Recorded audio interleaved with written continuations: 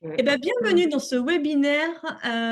Aujourd'hui, comme tous les deuxièmes mardis du mois, j'ai le plaisir d'animer un webinaire qui parle de différentes problématiques. Et je suis très heureuse du coup d'avoir fait venir une ancienne bénéficiaire que j'ai accompagnée durant plus de 2 mois, enfin 2 mois et demi environ, dans le cadre d'un bilan de compétences et qui va nous faire son retour. Voilà. Je vous annonce dès à présent que la prochaine thématique du 12 mai, j'aurai le plaisir de le co-animer avec Pierre Bourgoin, un consultant aussi en transition professionnelle. Et tous les deux, en fait, on vous parlera d'une thématique qui nous tient à cœur parce que qui est le syndrome de l'imposteur. Et il faut savoir que le syndrome de l'imposteur, c'est pas uniquement lié à un changement de carrière en passant de salarié à auto-entrepreneur. La plupart du temps, on l'associe à ça, mais aussi ça peut intervenir euh, chez des personnes qui font une reconversion, qui se réorientent et qui, du coup, se posent des questions dans leur nouvelle carrière et disent qu'elles ne sont pas capables ou qu'elles se sentent pas légitimes. Et du coup, ça nous paraissait intéressant avec Pierre de pouvoir échanger sur le sujet et vous éclairer, pardon, sur certains points. Voilà, donc ça sera le 12 mai à 12h30. Du coup, je vais me présenter rapidement. Moi, je m'appelle Marjorie Périssé. Donc, j'ai à cœur maintenant d'animer ces webinaires tous les deuxièmes mardis du mois. Et j'interviens sur Toulon. J'accompagne des personnes qui sont en réflexion, qui se posent des questions sur leur devenir professionnel. À un moment donné dans sa carrière, en fait, on se pose certaines questions, on essaye de trouver du sens à ce qu'on fait au niveau professionnel. Et voilà, donc moi, j'interviens dans le cadre du bilan de compétences. J'amène à la réflexion et poser les choses euh, autour des compétences, mais aussi de la personnalité. Euh, et, euh, et, et en fait, des fois, j'ai des personnes qui sont perdus, qui ont un manque de confiance au démarrage. Et on voit tout au long du cheminement une transformation qui peut se faire avec une ouverture d'horizon possible auquel on n'aurait même pas pu penser. Et du coup, j'ai le plaisir aujourd'hui de partager ce webinaire avec Catherine, que j'ai accompagnée pendant 2 mois et demi, euh, et qui va donc nous parler de son bilan de compétences. Elle va nous faire un retour. Je te laisse la parole pour te présenter. Merci Marjorie. Moi, je me présente rapidement. Donc, je suis Catherine Vincent. Voilà, j'ai 41 ans. Je suis dynamique, passionnée par mon métier. Ça fait plus de 20 ans que je fais du e-commerce. Je n'ai fait que ça. Actuellement, je suis responsable d'une agence de service à la personne. Une agence de service à la personne dans laquelle j'emploie 40 employés de maison, j'ai 170 clients. Voilà, j'ai une licence en management des activités commerciales et de la gestion des relations clients. Voilà, après, moi, ma particularité, ma personnalité, c'est le relationnel, la relation avec les gens. Je suis organisée, je suis une personne fiable, motivée, j'ai le sens du travail bien fait. Mais à un moment donné, je me suis trouvée dans une situation où j'avais un petit peu la sensation d'une carrière qui stagne. J'avais envie d'autre chose, pas forcément envie de me reconvertir, pas forcément dans une recherche d'emploi, mais j'étais un peu dans une sensation de lassitude et puis voilà, une sensation aussi de stagner dans ma carrière et je ne savais pas du tout quelle direction prendre. Et pour m'ouvrir les chakras, j'ai fait appel à Marjorie, voilà, tout simplement. Super, merci à toi pour ta présentation. Alors du coup, on va commencer tout de suite le webinaire et je vais te poser une première question. Qu'est-ce qui t'a poussé finalement à vouloir réaliser un bilan de compétences? Moi, dans ma carrière et toute ma vie, j'ai toujours avancé avec des objectifs, avec un cap, avec une direction vraiment. Et là, je me suis retrouvée vraiment avec une sensation de ne pas avoir d'objectif, de cap. Voilà, j'étais là, installée à une place, confortable, à un travail que j'aime, mais une sensation de vide, vraiment un besoin d'autre chose. Je suis une personne qui a de l'ambition et puis j'ai ma propre personnalité, j'ai mes besoins que j'ai découverts ou que Marjorie a mis en avant pendant les différents tests de personnalité qui ont été faits. Et justement, ce sont ces tests qui ont mis en lumière euh, les raisons pour lesquelles je ne me sentais plus à ma place là où j'étais voilà, au moment de ce questionnement. Donc voilà ce qui m'a poussé. Vraiment l'impression de stagner, un questionnement interne, pas savoir quelle direction prendre, avoir besoin de quelqu'un qui me guide, peut-être qui m'aide à faire un point sur ce que je sais faire, sur qui je suis vraiment et vers quoi je dois aller pour m'épanouir dans mon travail. Voilà. Bien sûr, bien sûr. Et Mm. justement, alors du coup, comment tu as choisi ton conseiller? Qu'est-ce qui a fait que tu es arrivé vers moi? Alors moi, j'aime bien, alors mon signe astrologique, c'est la balance. Donc je ne fais que peser le pour et le contre et tout analyser en permanence. Donc j'aime, avant de prendre une décision, de me lancer dans quelque chose, m'imprégner. Alors, je me suis imprégnée par le biais des réseaux sociaux, où il y a des groupes de discussion de personnes qui sont en reconversion. Donc, on voit de tout. On voit des gens qui ont des grandes carrières commerciales ou informatiques et puis qui élèvent des chefs dans l'Arzac, mais on voit aussi des gens qui se sont redécouverts. Enfin voilà, moi j'aime lire les témoignages et voir comment ça se passe pour les autres avant de me lancer personnellement dans l'aventure. Donc moi de mon côté, j'ai essayé de me définir des objectifs, des priorités, des méthodologies, mais encore une fois, j'avais besoin de quelqu'un pour me guider. Et sur ce groupe de discussion, eh bien, c'est là que je vous ai rencontré, Marjorie. Et c'est là où on a fait connaissance et où on m'a posé quelques questions. Et puis, euh, et puis le feeling, c'est hyper important. Donc, au-delà des qualifications et de votre expérience et de toutes vos compétences, le feeling est passé direct. Donc moi, je me suis sentie en confiance. Et puis, vous m'aviez montré que vous étiez certifié, que voilà, que vous m'avez rassuré. Et puis, je me suis lancée dans l'aventure, quoi. Donc effectivement, pour toi, avoir un diplôme, c'était rassurant? La qualification, oui, pour quelqu'un qui me doit me donner un cap, j'avais besoin de quelqu'un de surtout qualifié et d'expérience pour me guider. Oui. Ok, super. Est-ce que, il y avait des critères vraiment importants pour toi, incontournables, hormis le diplôme? Le Le feeling physique? et la confiance. Je me suis sentie très vite en confiance et j'ai senti qu'en face de moi, j'avais quelqu'un qui était à l'écoute et qui allait vraiment m'aider à me découvrir. Voilà. Super. Est-ce que tu as eu des moments particulièrement marquants? Euh, Des révélations, en fait, au moment de ton bilan qui a fait qu'il y a eu un impact, du coup, sur ton parcours professionnel? oui, parce que les différents tests, le Pro 2, je crois, le RIASEC, enfin tout ça, Le profil ça pro. m'a, Ouais. voilà, exactement.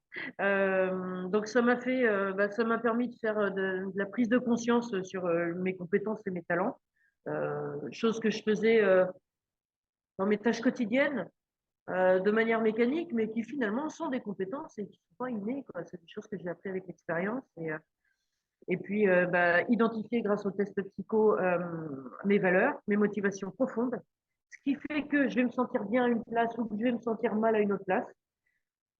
La révélation là, c'est vraiment ce qui m'a fait comprendre cette espèce de mal-être que j'avais à mon poste. Pourquoi je me sentais plus à ma place? Bah là, je l'ai compris grâce au profil. Parce que mon besoin d'autonomie, mon besoin de liberté, mon besoin de confiance, voilà. Mais c'est bien de poser des mots dessus. Ça fait du bien. Ouais, Euh, et puis pour son développement personnel, hein, pour sa confiance en soi aussi, parce qu'on se dit, c'est pas moi qui ai un problème. Non, je me sens pas à cette place-là parce qu'en fait, ça correspond pas à ma personnalité. ouais, il y a toujours une raison, en fait, au fond. Oui, voilà. Et c'est bien de mettre voilà, vraiment des termes et une définition sur son mal-être pour pouvoir avancer et peut-être même se sentir mieux dans la situation actuelle, sans avoir besoin de changer tout, hein. Exactement, en fait, c'est se Euh, repositionner et prendre du recul sur une situation qui nous met en souffrance, en fait, c'est à un ça. moment T Et comme tu le dis très bien, des fois, moi j'ai eu des personnes dans le cadre d'un bilan de compétences aussi, qui, bah, pour eux, en fait, la problématique, c'était lié à l'entreprise. Elles se sentaient pas très bien dans l'entreprise.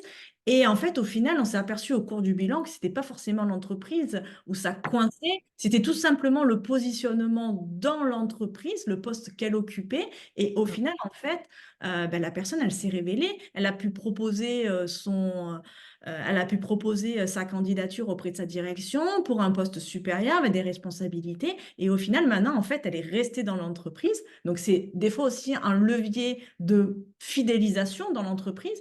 Et la personne, elle s'éclate maintenant, quoi. Elle Oui, est et puis ça passée, permet, elle est passée de conseillère en concession automobile à chef de secteur. ouais, parce que c'est vrai que ce bilan, bah, ça permet de clarifier C'est ça. ses ambitions et ses objectifs professionnels aussi. Ça le clarifie, sans forcément avoir besoin de changer d'entreprise ou de changer complètement de milieu. Et puis, moi, j'ai trouvé personnellement que ça avait amélioré mon état d'esprit, en tout cas, au sein de l'entreprise où je me trouvais. Et ça a amélioré la communication et les relations interpersonnelles, quoi.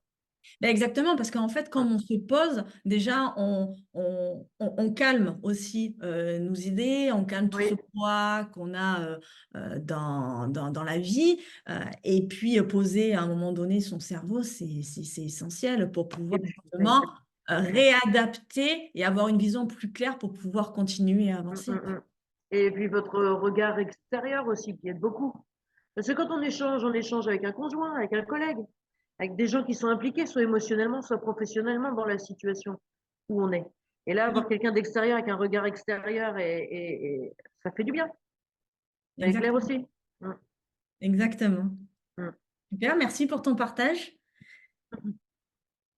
Est-ce que tu pourrais nous partager un exemple concret d'une compétence ou d'un centre d'intérêt que tu as découvert pendant le bilan de compétences? Quelque chose auquel tu ne t'y attendais pas et que du coup, peut-être aussi, tu as intégré par la Bah suite. effectivement, oui, l'ouverture. Alors nous, on a vraiment mis le doigt sur vraiment l'élan que j'ai vers la formation et l'accompagnement des autres, le partage des connaissances, du savoir. Chose sur laquelle je m'étais pas particulièrement plongée et où je m'étais pas spécialement aperçue que j'y prenais vraiment du plaisir. Parce qu'au quotidien, dans le poste que j'ai actuellement, je forme des gens et c'est vrai que j'y prends beaucoup de plaisir. Ça fait partie des tâches que je préfère dans mon quotidien, qui est très hétéroclite. Donc voilà, je me suis plus penchée vers ça. Puis finalement, je l'ai fait plus en conscience et je me suis rendu compte que j'y prenais vraiment beaucoup de plaisir. Et puis, avec du recul aussi, en regardant ma carrière, c'est vrai que je me suis aperçue que les différents employeurs que j'avais eus avaient souvent eu le réflexe quand même de faire appel à moi, soit pour améliorer une formation, soit pour en créer une, soit pour servir de lien entre, quand il y avait une mise à jour de logiciel ou une mise à jour de process, ben, on passait souvent par moi pour le transmettre aux autres. Donc, toute cette suite de coïncidences, d'expériences successives, et puis cette appétence que j'ai pour ça, bah, finalement, alors, c'était une évidence quand on regarde en arrière, mais ça, c'est ce que le bilan de compétences a mis en avant, Bien clairement. sûr. Oui, alors que ça ne me sautait pas aux yeux dans mon quotidien. Bien sûr. Est-ce que Mm. tu as autre chose à nous partager? Bah, après, honnêtement, c'est sûr que c'est ça qui est venu en premier. Après, il y avait tout le côté artistique.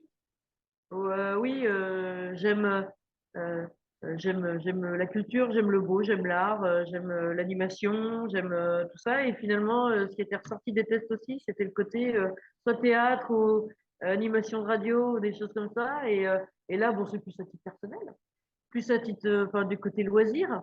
Mais bah, ça a été une découverte aussi. À ce niveau-là, ça a été une découverte aussi. Et finalement, je m'en sers et je le mets en avant pendant les formations où je fais Bien plus de sûr. mise en scène, plus de mise en scène, plus de jeux de rôle, plus de voilà, où je m'éclate comme ça en fait, mais j'en avais pas conscience. Ça m'a fait prendre conscience de ça, pas d'un talent, mais de D'une facilité, en fait, que tu pouvais voilà, avoir. c'est ça.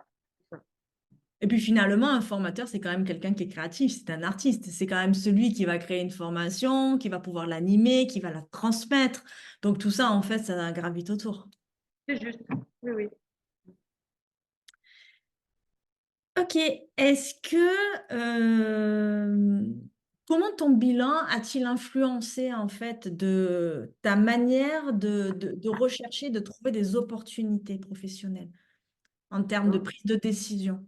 Bah, justement, moi, ça m'a aidé à prendre confiance en moi, de faire toute cette liste de compétences vraiment mises, tout ça mis bout à bout, bah, ça donne de la confiance, oui, ça regonfle, on se dit, ah oui, oui, le champ des possibles est énorme.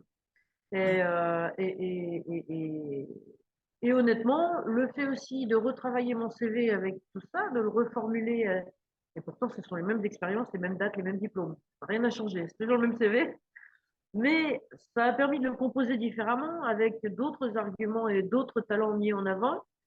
Et je me suis permise, chose que j'aurais peut-être pas fait auparavant, de le mettre sur le marché, ce CV-là.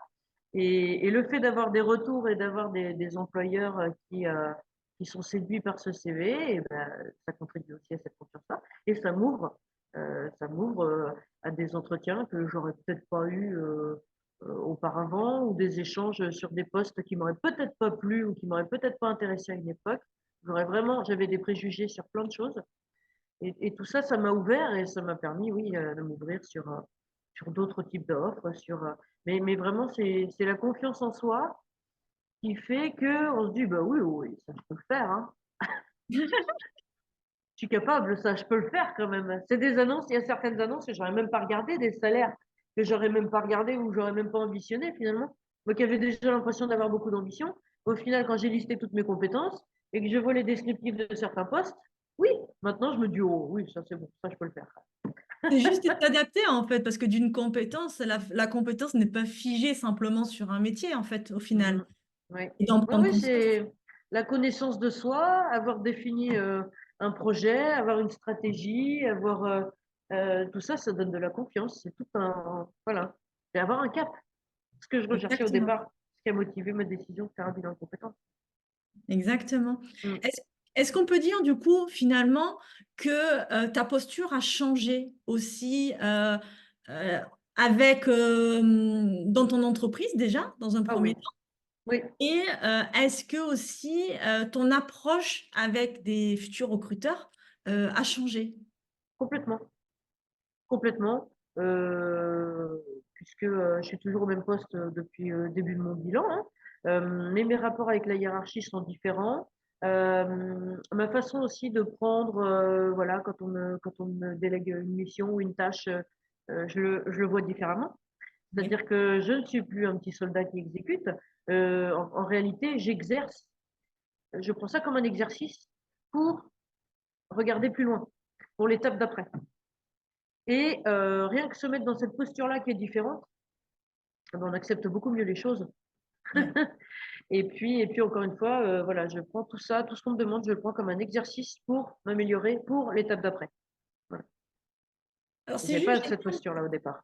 Ouais, c'est juste génial justement parce que si je me rappelle bien, tu m'avais dit en début de bilan que tu avais une problématique avec le management mis en place. C'était un Mm. management un peu infantilisé, Oui, qui n'était pas du tout du coup, en accord avec ta personnalité, qui est très autonome, très voilà, avec du charisme et tout. Et au final, tu vois, euh, le changement et cette nouvelle position dans l'entreprise fait que tu en fais une opportunité. oui, je le vis beaucoup mieux et on a des rapports qui sont beaucoup plus apaisés avec cette hiérarchie qui est encore en cours de, comment dire, de formation. Euh, bon, je prends les choses avec beaucoup plus d'humour puisque j'ai mis une distance avec Ouais, ce rapport-là. J'ai mis une distance. Moi, je suis dans ma position avec mes connaissances, mon expérience et ce que j'ai à apporter à l'entreprise. Cette personne-là, pour moi, est en cours de formation. Elle est là pour me manager, c'est sûr. Mais je mets une distance et je me dis, écoute, je suis moi-même aussi en phase d'apprentissage vers autre chose, donc sois tolérante. Voilà. Donc ça ça me permet de remplit. baisser un petit peu la soupape. Exactement. Ça, voilà, ça me. Et puis, bah, quand on regarde plus loin, l'objectif, il est derrière, il est après, il est au-dessus, il est voilà. Donc, si vous voulez, c'est juste, c'est, c'est juste une étape du chemin, c'est une marche supplémentaire. Après, c'est une marche après l'autre, hein. Il y en a qui sont plus ou moins faciles à passer. Bon, bah, celle-là, c'est pas agréable, mais bon, je fais avec vraiment bienveillance et patience. Voilà. Et résilience aussi, on pourrait dire. Oui, oui, c'est ça un peu, oui, oui, oui, tout à fait. Mm. Quel conseil donnerais-tu du coup à des personnes qui hésitent encore à franchir ce pas vers un bilan de compétences ou vers un accompagnement, en tout cas, pour rediriger sa carrière? Se poser les bonnes questions au départ, vraiment se questionner soi, se dire voilà, est-ce que je suis satisfaite de ma situation actuelle? Est-ce que je me vois faire ça ou être à cet endroit-là encore dans 5 ans? Ouais. Est-ce que j'ai l'impression de stagner ou est-ce que je suis sur une étape? Est-ce que j'ai encore besoin d'être formée là où je suis pour faire ce que je fais? Euh, Est-ce que j'ai envie de me reconvertir vers autre chose? À quoi je rêve? Voilà, c'est quoi mon rêve? Qu'est-ce que voilà, dans l'absolu, on a une baguette magique. Voilà, on a une baguette magique. Allez, qu'est-ce que je ferais? Bon, à part gagner au loto, ça on le sort de l'équation. On sort de l'équation de gagner au loto, mais mis à part ça, voilà, j'ai une baguette magique. Qu'est-ce que je me vois faire? Bon, alors c'est peut-être pas cirer des planches de surf sur une plage à Hawaï, mais il y a, il y a peut-être des Et choses. pourquoi pas? Et pourquoi pas en même temps, si c'est un rêve. Mais voilà, déjà ça. Et puis, est-ce que c'est très éloigné de ce que je fais à l'heure actuelle ou est-ce que c'est très éloigné des valeurs que je défends à l'heure actuelle, par exemple? Est-ce que ce que je fais en ce moment, ça respecte mes valeurs ou mes principes? Et puis voilà, et puis de toute façon, à partir du moment où il y a un doute, où il y a un mal-être ou un malaise, c'est qu'il n'y a plus de doute, hein. C'est qu'il faut rentrer dans un questionnement, il ne faut pas rester comme ça. Ouais. Faut pas rester comme ça. Il faut rentrer dans un questionnement. Est-ce que j'ai besoin de développer des nouvelles compétences? Est-ce que j'ai envie de me tourner vers un autre métier? Euh, est-ce que je gagne suffisamment pour réaliser mes rêves? Voilà, bien se questionner. Et puis après, bah, s'orienter vers une personne voilà, avec qui le feeling passe et qui vous inspire confiance. Puis voilà, je pense qu'après, il ne faut pas hésiter, il faut foncer parce qu'on gagne toujours à mieux se connaître. Exactement, ça peut être toujours une bonne opportunité et je le dis toujours en fait, un bilan de compétences, c'est pas faire un 180 à chaque fois. Mm, Ça, c'est vraiment une idée qui est reçue. C'est aussi des fois se permettre de prendre un temps de pause, de réflexion, pour simplement faire un pas de côté et prendre du recul. Ce recul-là, bah, ça peut être soit déjà pour soi, pour se connaître mieux, et ça tu l'as très bien dit, mais c'est aussi parfois de se dire ben, de quoi je suis capable, comment je peux réutiliser cette compétence-là mm, sur, on va dire, une base d'un métier que j'exerce et simplement décaler et se dire, bon, ben, finalement, je peux le réutiliser différemment et pas forcément faire un 180 non plus. Alors oui, il y a des bilans de compétences qui sont où on part par exemple, moi j'ai eu dernièrement une personne qui était coiffeuse, qui a fait enfin, ce métier-là toute sa vie, en fait. Elle a eu un CAP coiffure, elle a fait 13 ans dans un salon de coiffure. Et au final, en fait, quand je l'ai eu au démarrage, c'était mais qu'est-ce que je fais? Qu'est-ce que je suis capable de faire avec ça? Parce qu'en fait, j'ai fait ça toute ma vie.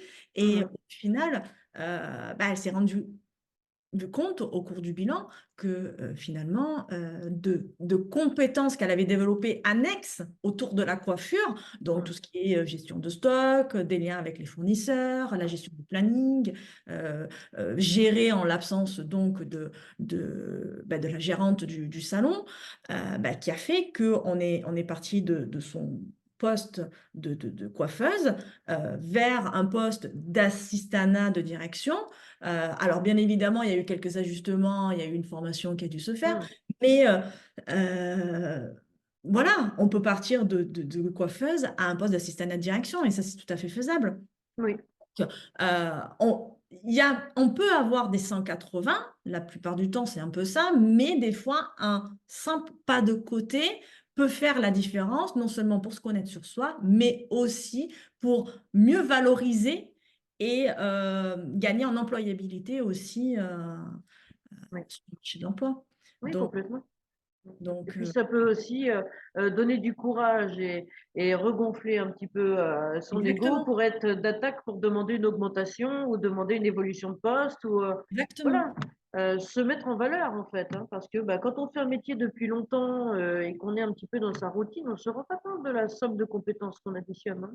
Exactement. Oui, et au-delà de ça, même parce qu'on a travaillé aussi sur le bénévolat, sur les loisirs, sur toute la vie au quotidien et toutes les compétences du quotidien. Et ça étoffe encore plus tout ça. Même les passions, quand on est passionné par quelque chose, dans ses loisirs, quand on a un hobby, on acquiert une expertise aussi dans un autre domaine.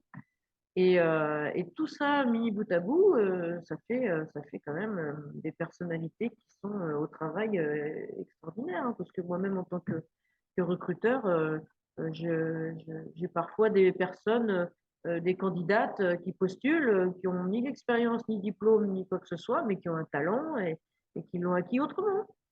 Exactement et puis Mm, c'est un tout en fait finalement, hein, de se lancer dans un bilan de compétences, c'est vraiment un tout. On mm, travaille en ensemble et c'est vrai que des fois on met de côté, bah, tout ce que tu dis, tout ce qui est, centre d'intérêt, des hobbies, des passions qu'on peut avoir à côté, mais on peut récupérer certaines choses déjà non seulement pour le mettre dans son parcours professionnel, mais aussi du coup de quand une fois qu'on a défini ce parcours professionnel, aller l'implémenter en fait dans sa vie en général. C'est ce qui fait que ça fait un ensemble et qu'on se sent mieux dans notre vie à mm. la fois personnelle et professionnelle. Oui. Parce qu'au bout du bout, c'est ça, c'est le bien-être au travail. Et se Exactement. sentir bien dans son travail. C'est là où on passe la majeure partie de notre journée. Parfois, on voit plus ses collègues que ses proches. Donc, c'est essentiel de vraiment se sentir bien et s'épanouir au travail. On ne peut pas rester dans une situation où on se lève le matin et où on y va à reculons. Ça, c'est pas possible. C'est pas Ouais. vivable. Ça va Mm. un temps. Voilà. Merci pour ton retour, Catherine. J'ai une dernière question. Euh, Est-ce qu'en regardant en arrière, il y aurait quelque chose que tu aurais fait différemment dans ta démarche de bilan de compétences? Alors, mis à part peut-être le faire plus tôt, mais sinon, rien du tout, puisque le chemin qui est fait, c'est ce qui construit la suite. Même quand le bilan de compétences est terminé, et qu'on a notre dernier rapport et que c'est fini, il y a un travail qui se fait en arrière-plan, il y a des applications qui restent ouvertes et qui tournent encore. Et même si on a l'impression d'avoir fait un chemin d'ouverture pendant ces 2 mois d'accompagnement, quand c'est terminé, il y a encore un chemin qui se fait, il y a une réflexion qui se fait, il y a des phrases qui tournent, il y a, il y a une digestion des informations, de tout ça qui se fait et c'est pas terminé, quoi. C'est vraiment. Et donc, non, je ne changerai rien. Je ne changerai rien. Ni plus vite, ni moins vite. Je ne donnerai pas plus d'informations, ni moins. Moi, je regrette absolument rien. Et je suis ravie. Et tout ce que je peux conseiller aux gens, c'est vraiment de s'ouvrir l'esprit, hein, autant que possible. Déjà, ouvrir un peu, le reste se fera tout seul. Après, le reste, ça Oui. se fait en pilote automatique. Mais au début, il faut quand même soi-même faire la démarche, dépasser sa peur du changement, sa peur de. Voilà. Et puis, après, ça finit de s'ouvrir tout seul, en arrière-plan, puisque je pense que le cerveau sait tout seul que c'est bon pour nous ce qu'on fait. Exactement. Oui. Exactement. Oui. Et après, du coup, c'est vrai qu'on laisse infuser tout Voilà, ça. c'est ça. Tout ce Oui. travail-là s'infuse Mm. encore après à la fin du bilan et au final, tu vois, enfin, je pense que tu as pu le constater parce que tu m'en as parlé juste avant de démarrer le webinaire. Mm. Tu as des opportunités qui s'ouvrent Oui. Oui. et des choses que tu n'aurais pas pu penser, enfin, que tu n'aurais pas imaginé Non. peut-être maintenant. Ben oui, parce que ça a fait sauter plein de préjugés, ou même, mais même récemment, après le bilan de compétences, j'avais encore mes petits préjugés. Et puis au final, ben, ça coûte rien d'écouter quelqu'un présenter son entreprise, ça coûte rien d'écouter quelqu'un vous vendre son métier. Voilà, et je pense que le bilan de compétences a permis un espèce de mécanisme intellectuel qui fait que on se souvient de ce qui est ressorti des bilans psy, des bilans pro, voilà. Et on se dit, ah oui, ça coche cette case. Là, ça coche cette case. Ça correspond à ma personnalité. Ça correspond à mes compétences, ça, à mes talents. Et on a une différente. Moi, j'ai abordé un entretien complètement différemment de ce que j'aurais fait il y a 6 mois, c'est sûr. C'est sûr et certain. ça apporte vraiment une ouverture d'esprit et des opportunités, voilà, que j'aurais même pas imaginé avant, c'est sûr. Ça ouvre le radar, complètement. En tout cas, merci pour ce beau témoignage, pour ce beau retour. En tout cas, maintenant, tu sais, tu peux avoir confiance en toi, tu as de la valeur, tu es, voilà, tu es rayonnante d'ailleurs, même, tu vois, même si tu n'as pas changé de Merci. poste encore, hein, c'est en cours de transition, mais voilà, je te sens vraiment rayonnante. Bon, si tu as toujours été un peu solaire, mais voilà, maintenant, je te sens vraiment ouverte en fait à tout ça. Et Oui. ça, c'est juste génial, quoi. Donc voilà, je sais que voilà, tu as toutes les capacités, tu as toutes les compétences, tu as la confiance en toi maintenant, donc tu peux que rebondir et c'est juste génial. Bah, merci beaucoup. Merci Merci, à merci à toi pour ton accompagnement et pour ton toi. empathie. Voilà. Avec plaisir. Bah, écoutez, on va rester sur ça. Je vous rappelle que le prochain webinaire sera le 12 mai sur le syndrome de l'imposteur. Je serai accompagnée donc de Pierre Bourgoin, pardon. On approchera donc cette thématique-là qui nous paraissait indispensable de pouvoir vous partager des conseils, une prise de recul sur ça. Et voilà, j'ai toujours un plaisir d'animer parce que c'est toujours enrichissant d'avoir des retours, de partager de la connaissance, vous apporter de la valeur et c'est juste, voilà, c'est juste génial pour moi.